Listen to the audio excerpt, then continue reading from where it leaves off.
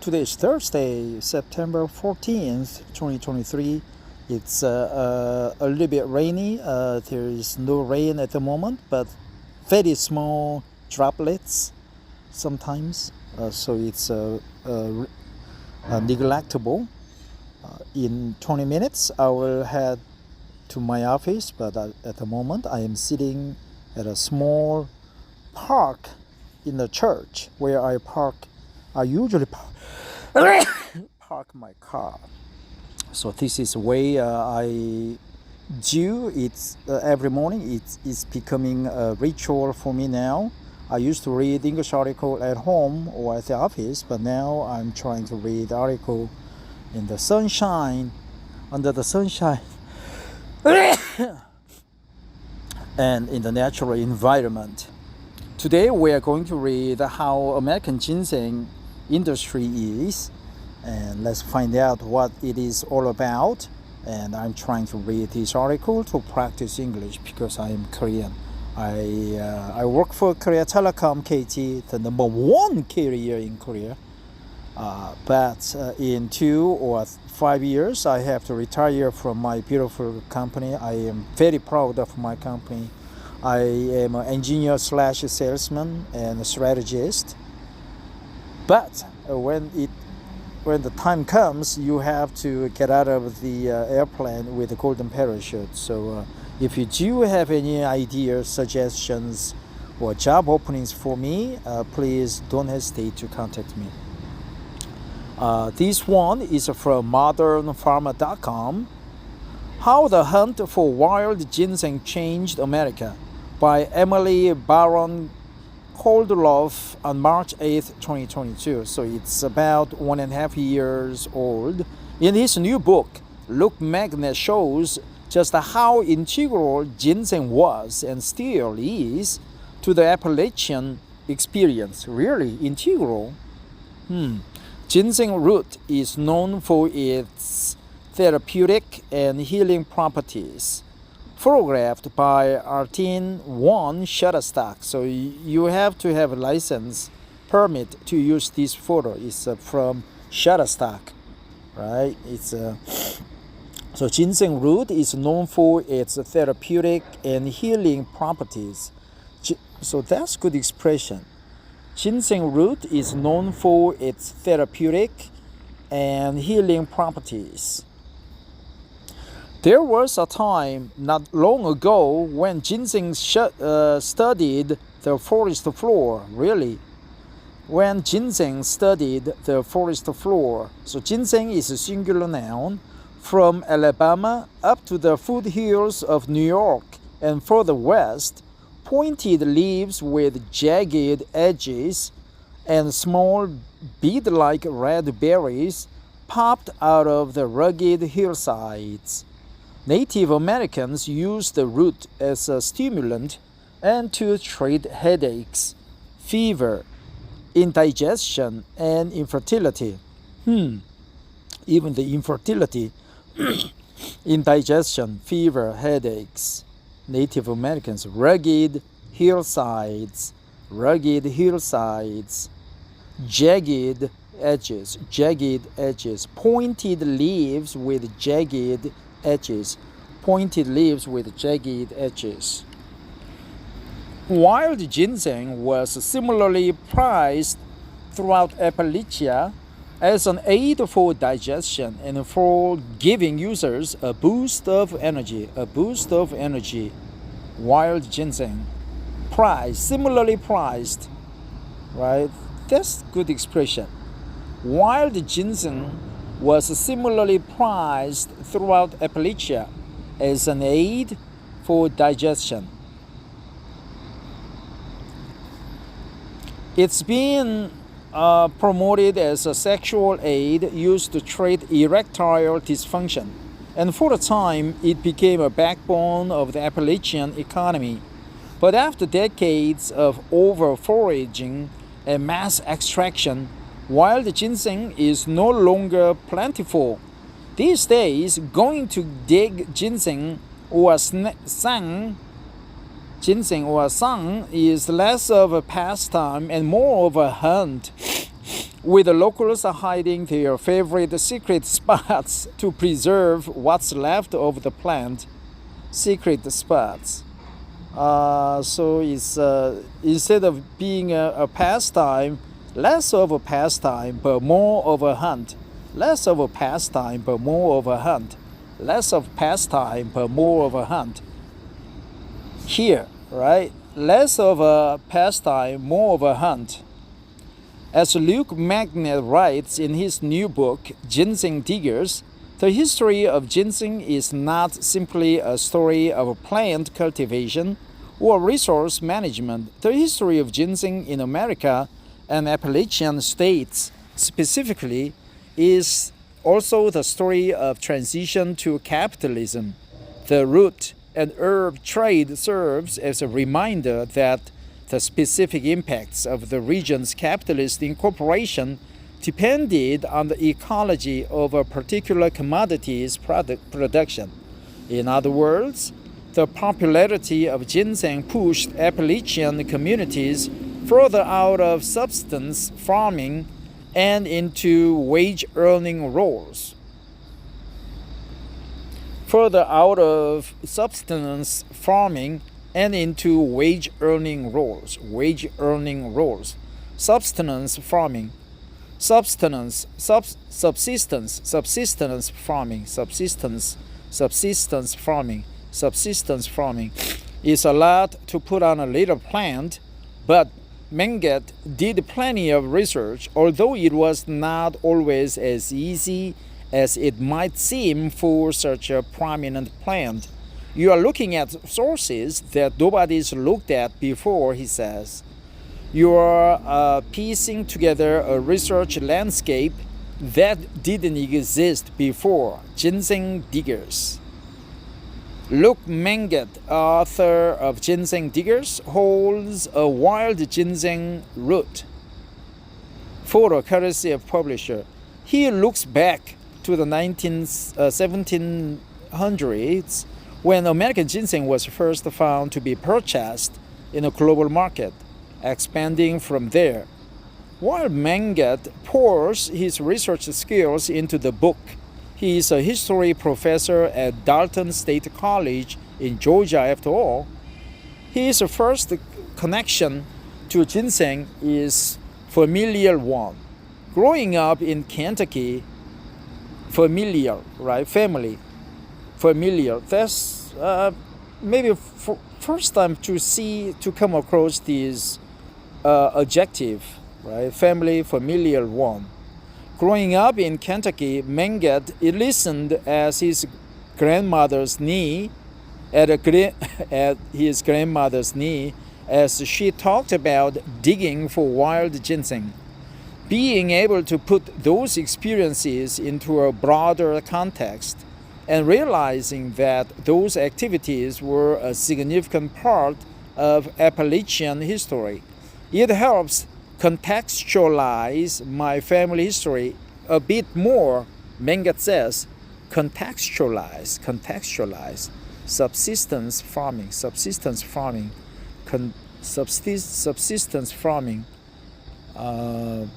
wage-earning role. Menget's own family history is similar to many who grew up through much of Appalachia, where ginseng played an important role in the economy. In many ways, it even functioned as a social safety net, sustaining the local community. Social safety net. If you had a bad harvest, you can always make money digging ginseng, Menget explains. Of course, things have shifted. Ginseng always had local value as a medicinal root. But once American ginseng was introduced to Asian markets in the 1750s, its popularity skyrocketed. Even pioneer Daniel Boone got into the ginseng trade. This prompted intense interest in harvesting wild ginseng, giving way to micro gold rushes across the region, giving way to micro gold rush. micro gold rush, micro gold rushes, micro gold rushes hyphen, giving way to micro gold rushes across the region. Minnesota had a really interesting boom around 1859. People went there specifically to dig ginseng, and it lasted just a few years before it was pretty much dug out and declined to the classic boom and bust cycle. Boom and bust cycle. Boom and bust cycle. Decline to the classic boom and bust cycle. Decline to the classic boom and bust cycle. Declined to the classic boom and bust cycle. Further south, throughout Kentucky, Virginia, and North Carolina, the extraction period for ginseng peaked a little later when people flocked to the area after the Civil War. Amid widespread economic devastation in the South, people rushed to the hills to find their fortune in ginseng. The locals, who had been used to stewarding patches of ginseng in the woods, now couldn't do that, says Menget. They were forced to become more short-sighted and dig up what they could because they couldn't really rely on it to be there. Short-sighted.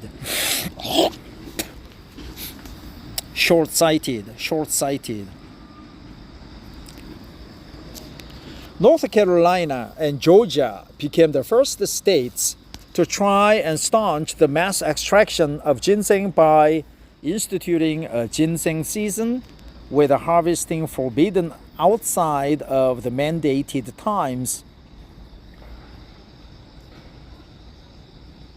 With harvesting forbidden outside of the mandated times. That's good sentence. Grammatically, it's also very succinct. Instituting a ginseng season with harvesting forbidden outside of the mandated times. Outside the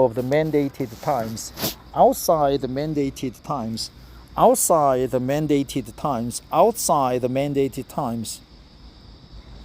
According to what other states soon followed suit, although it's debatable how effective such mandates were on a larger scale. According to Menget, it's difficult to estimate how much money was made from ginseng in a few short decades, but it certainly had an impact on the regional and national economies. In an 1872 report that Menget writes about, Cherokee County in North Carolina produced around 80,000 pounds of ginseng, with each pound selling for about 26 cents, which is about $6 in today's market, totaling around $480,000 for the season in current dollar amounts. And that was just one county. Wild American ginseng plants, photo by Christopher Baldridge Shutterstock. It is this fervor, the wild ginseng, that nearly killed the plant entirely. What was once an abundant root was ripped out of the ground in bushels.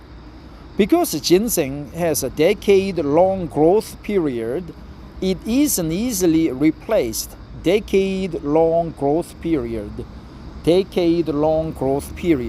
Today, most ginseng is cultivated, with Wisconsin a primary producer of the plant.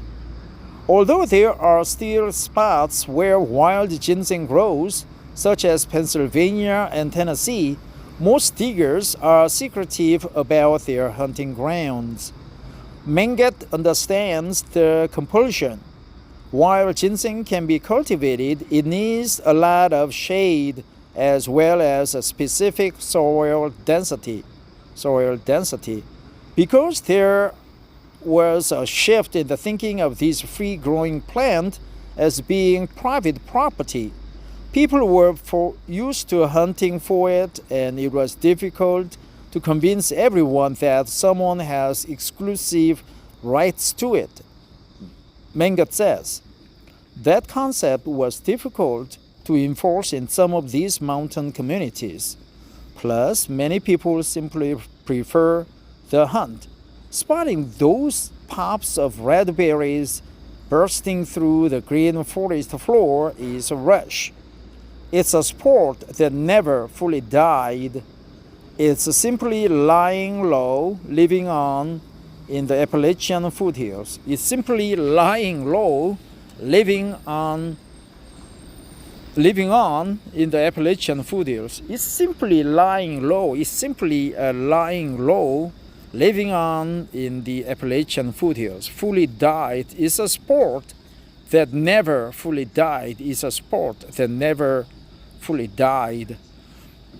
So this article is more about the history and how the ginseng economy was formed and how it contributed to the region's economy. And we also knew that there was a ginseng season with a harvesting forbidden outside the mandated times. And what else? It's a micro gold rush. It's lying low, living on in the Appalachian floor. It's a classic with a classic boom and bust cycle. With a classic boom and bust cycle. With a classic boom and bust cycle. With a classic boom and bust cycle. Appalachian Mountain, Cherokee County. Magnet with pointed leaves, with jagged edges, bead like red berries. Shutterstock, stock. There was a time. Let me go over the expressions that I try to remember. So infertility, energy boost, dysfunction, because backbone. It's a decade-long growth cycle. Never dies. It will never die. Ginseng fever, fervor, ecology, Appalachian communities. You are looking at sources. Ginseng piecing together Menget. It's going back 1700s. Infertility, realizing history, familial business, familial.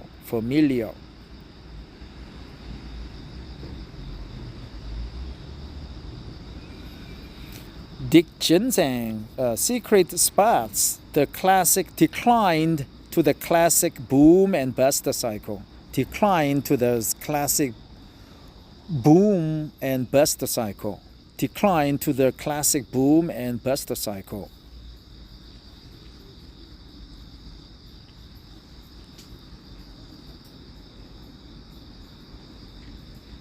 Mandate with harvesting forbidden outside of the mandated times. Followed suit. National economy, Cherokee County. Pound. Fervor that nearly killed the plant entirely. Abundant root. Hunting grounds. Exclusive rights. Well, nothing particular, but this article was more like a family history and the book advertisement with a good content. I really appreciate Menget's contribution to this article, and also this article was written by Emily Baron Koldloff. I really appreciate your contribution, Emily. I really appreciate it. If you really want to visit Korean ginseng factory, ginseng fields, please let me know. I know one ginseng tycoon who is 73 years old, but he's dying now. So you can come and check out the factories, maybe buy them. And also maybe we will be willing to give you 1 or 2 bottles of ginseng extracts. Thanks for listening, everybody. Take care. Bye bye.